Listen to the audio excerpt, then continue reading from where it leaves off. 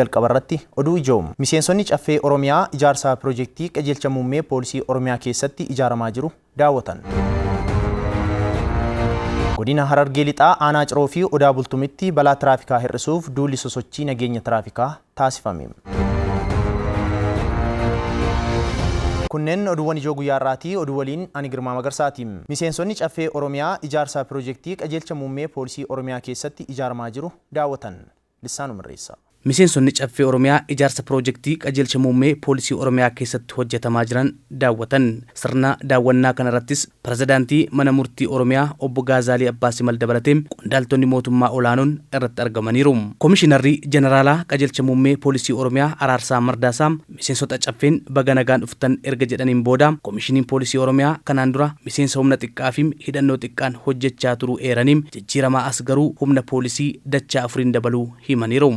Seektaroota mootummaa naannoo Oromiyaa miseensi caffee kun doo'achuuf isinirree carraa kana argattanii kana keessa komishinii poolisii Oromiyaa daawwachuudhaaf guyyaa irraa asitti argamuu keessaniif maqaa kootiif maqaa komishinii poolisii Oromiyaatiin baga nagaan dhuftanii. Komishiniin poolisii Oromiyaa riifoormiin dura humna nama xiqqaa innuu hidhannoo kan hin qabne yoo xiqqaate harki 70 meeshaa malee uleedhaan kan uummata eegu garoo rakkoon Oromiyaa keessa jiru immoo cimaa akka ta'e dhiibba sun humna namaa baay'ees akka hin daballe hidhannoos akka hin qabaanne taasisaa akka ture qabsoon sun jijjiiramni kun gama tokkoon uummanni guutuutti yoo injifannollee gonfate poolisiidhaaf immoo isa olaanaadha jechuun hin danda'amu. Yeroo ammaa kanas qajeelchi muummee poolisii Oromiyaa damee poolisii idilee fi humna addaatiin bakka lamatti qooduun hojii olaantummaa seeraa kabachiisuu irratti xiyyeeffannoon hojjechaa jiraachuus himaniiru. Poolisiin Oromiyaa poolisii idilee jedhee damee tokko qaba. Poolisii humna addaa jedhee damee 2 qaba. Yeroo ammaa kana humni yeroo jijjiiramaat ture yeroo har'aa kana hoggootii 3 arfan kana keessatti yoo xiqqaate poolisiin keenya dachaa 4 guddate. Hidhannoo kaleessa poolisiin harka duwwaa deemu meeshaa garee hin qabne rakkoo ture san har'a amma danda'ametti jijjiirama kanaaf tursiisuudhaaf ceesisuudhaaf ummata keenya eeguudhaaf yoo xiqqaate har'a poolisiin Oromiyaa meeshaattiin uummata diinarraa ittiin ittisuu danda'u mootummaa naannoo Oromiyaatiin kan hidhate ta'uusaa asumaan ibsuun barbaada. Poolisiin Oromiyaa harcaatu shanee naannoo Oromiyaa keessaa balleessuuf aarsaa kanfalaa jira. Ammas aarsaa kanfaluu irratti argama kan jedhan Komishinarri Jeneraalaa Araarsaa Mardaasaan humna kana yeroo xumuraaf balleessuuf xiyyeeffannoon irratti hojjetamaa jiraachuus dubbataniiru. Poolisiin Oromiyaa kana duras gatii kaffalaa ture ammas gatii kaffalaa jira. Waan leenjirra turtaniif waan beektaniif waan baay'een dubbadhu diinni Oromiyaa keessa sossoo'u namoonni tokko shiftaadhuma naannoo ba'e godhee ilaala humnuma xiqqaadhaan rakkoo poolisii qofaa akka ta'eef to'achuun akka danda'amutti ilaala. Garuu dhugaan lafarra jiru waraanni Oromiyaa keessatti geggeeffamu waraana wayyaaneen harka nama biraatiin Oromiyaa keessatti geggeessu. Shanee kan leenjise, kan simate, kan hidhachiise, kan uummata kanarratti dararaa Oromoon argee hin beekne akka isaan raawwatan goosisu humna kana. Poolisiin Oromiyaa gama tokkoon humnuma qabuun humna kana wajjin waraana geggeessaa. Gama biraatiin humna haaraa leenjisaa, hidhachiisaa, humna kanatti dabalaa. Oromiyaa guutuun akka hin diigamne. Sirni kun akka duubatti hin deebine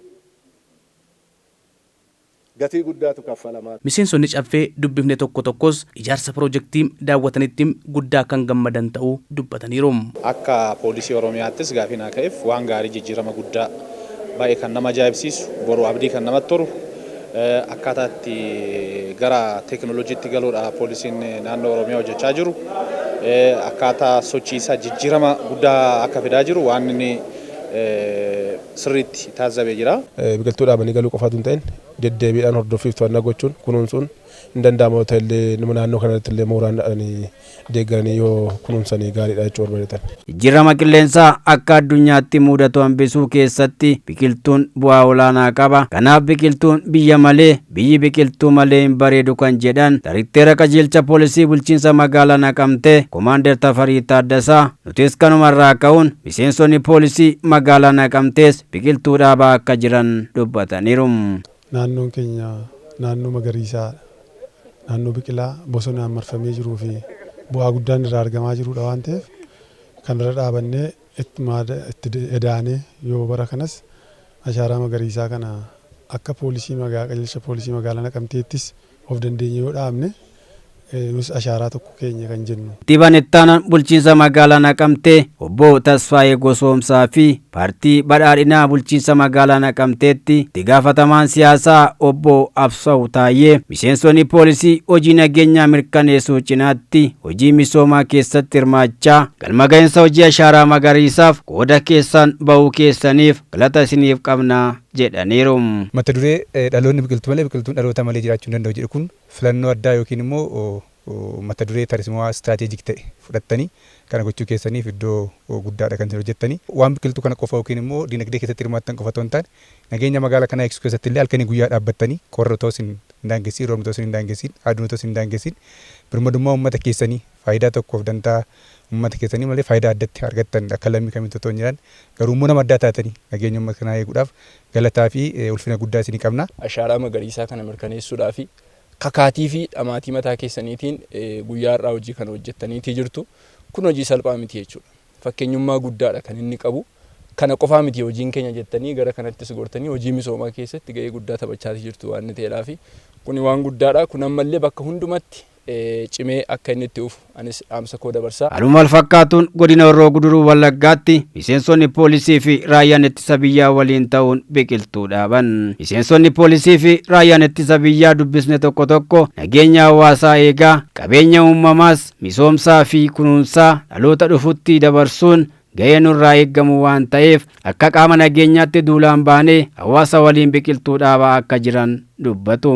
Poolisiin nageenya tasgabbeessuu keessattis qabeenya uummataas ta'e mootummaa eeguutti gahee olaanaa waan qabuuf waliin taanee biqiltuu magariisaa kana kan dhaabaa jiru ta'uu keenyaa jechuudha. Uummata keenya waliin taanee ashaaraa magariisaa irratti akka bobbaanu taanee jira jechuudha. Nageenya qofaan osoo hin taane kallattii danda'ameen kallattii misoomaatiinis ta'e kallattii kamiiniyyuu uummata keenya waliin taanee hojjechuudhaaf kutannee kaan irraa jechuudha. Akka godinichaatti miseensonni poolisii nageenya hawaasaa eeguu cinaatti biqiltuu dhaabuun milkaa'ina ashaaraa magariisaa bara kanaaf tumsaa jirra kan jedhan Daayireektarri ittaanaan qajeelcha poolisii godina Horroo Guduruu Wallaggaa Saajiin Olaanaa Jibriil Huseen biqiltuu dhaabaan eeguu fi kunuunsuun galma barbaadameef akka qaqqabuuf ciminaan ni hojjannas jedhaniiru.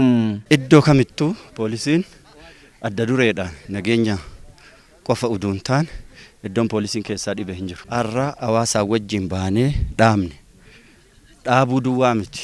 Chigginyiin kun eegumsa isaatiifis kunuunsa isaatiifis deddeebinee iddoo eeguu qabnutti eegnee akka horiin illee isan balleessineef akka inni guddate hamma inni galma barbaadame san ga'utti eeguun dirqama.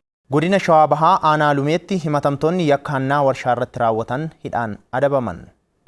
Waldaan Aksiyoona Warshaa Gogaa Itoophiyaa itti gaafatamummaan isaa murtaa'e kan argamu godina Shawaa Bahaa aanaa Lumee keessatti yoo ta'u innis yeroo ammaa hojjettoota 480 ol qacaree hojjechiisaa jira. Jiraattonni naannawichaa dubbisne warshaan gogaa kun naannawa isaaniitti hundeeffamuu isaatiin carraa hojii argatanitti fayyadamoo ta'uu isaanii dubbataniiru. Ana qofaa miti ijoollee naannoo fillee hojii carraa hojii baay'ee banee jira. Sadarkaadhaan kan barumsa ofiitiin sadarkaa humnaatis kan qaban kasi gargaaraa ture. Nullee asumarraa isa keessaa tokko jechuudhaanis dargaggoo tokko. Warshaan kun daa'imti keenya kan hin baratin makiinaa naxaa fudhatanii ijoolleen teenya mujiitti tabara. Humna kiyya kanaan amma anuu asiin hojjedhee nyaadha. Mindaa xiqqaattus guddatus asii fudhadha. Warshaa kana wajjin ilkaan fi hidhii taanee wajjin jira. Haa ta'u malee namoonni tokko tokko kanaan faallaa carraa hojii warshaan kun isaanii kennaa jiru cinaatti dagachuudhaan yakka hannaa raawwachaa jiraachuun himame. Hojjettoonni eegumsaa mooraa warshaa kanaa hojii itti kenname qixa sirrii ta'een of eeggannoo gochuu dhabuu isaaniitiin yakki hannaa warshaa kanarratti raawwatamuu danda'eera. Bakka eegumsaa sun yeroo sanatti baay'ee xiqqoo warshaarraa fageenya hin qaba. Darabonni sun yeroo sanatti inqisiqqaasee sanarratti bakka sanatti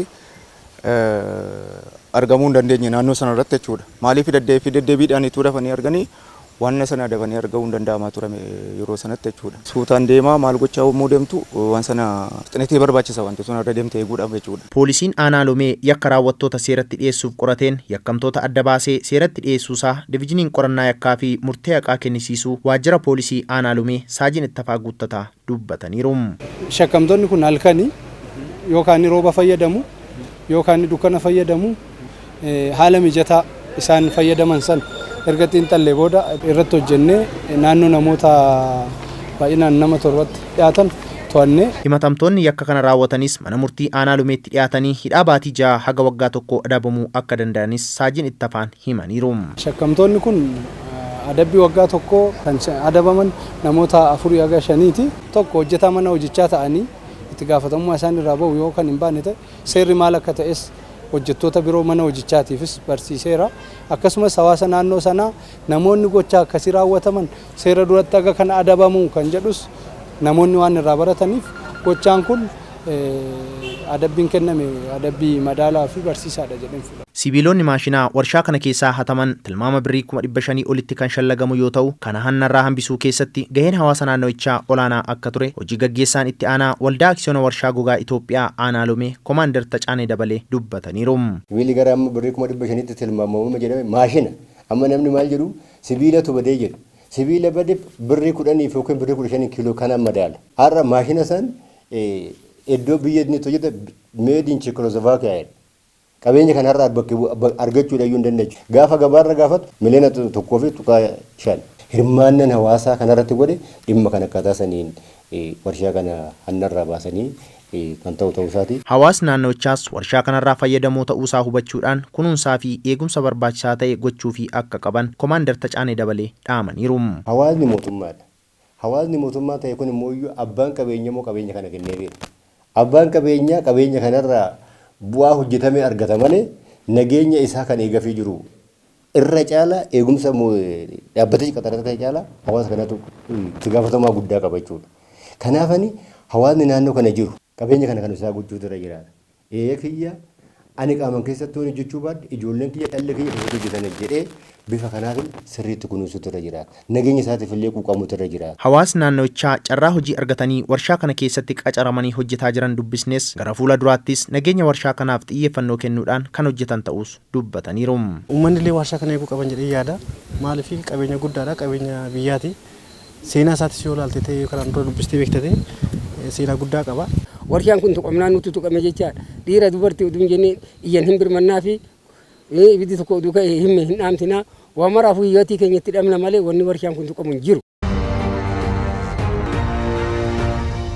Kabajamtoota daawwattoota keenyaa oduu poolisii guyyaa kanaaf jenne son xumuriin dura al takkaarra deebuun ijoo isaanii isin yaadachiisa. Miseensonni caffee Oromiyaa ijaarsa piroojeektii qajeelcha muummee poolisii Oromiyaa keessatti ijaaramaa jiru daawwatan. Godina Harargee lixaa aanaa Ciroo fi Odaa Bultumitti balaa tiraafikaa hir'isuuf duulli sosochii nageenya tiraafikaa taasifame. Kabajamtoota daawwattoota keenyaa oduun poolisii torban kanaaf jenne kanneen turan. Nu waliin turuu keessaniif galanni keenya guddaadha. Qophiilee poolisii hafa waliin turtii gaarii.